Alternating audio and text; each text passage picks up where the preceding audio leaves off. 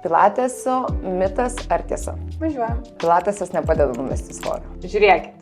Svoris krenta tuo atveju, kai tu išdegini kalorijų daugiau negu suvartoji. Pradėsi pilatesą atlikti pratimus, bet nieko kito nekeisi gyvenseną, tai svorio nenumesi. Pilatesas yra tas pats, kas joga. Ne, jogoje skaičiuoja 1000 metų ir yra grįsta dvasingumus. Pilateso metodui kiek? Apie 100 metų ir tai yra vis tiek daugiau kineziterapija ir tokio mokslo.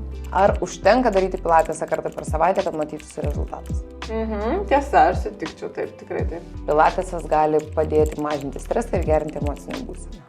100% tiesa ir dėl to jis ir atsirado mano gyvenime, nes tai buvo mano vaistas gimus antram vaikui. Pilatesas labiau tinka raumenų tonizavimui negu raumenų didinimui. Tikrai taip. Pilatesas ypatingai orientuotas į giliuosius vidinius raumenis, jų stiprinimas, ištvermė, jeigu taip galima sakyti, koras visas, tas mūsų kūno korsetas raumeninis. Dirbam tais raumenim ir juos edukuojam, bet tai nėra pirminė priemonė kūno formavimui ar ten raumenų didinimui, neauginimui.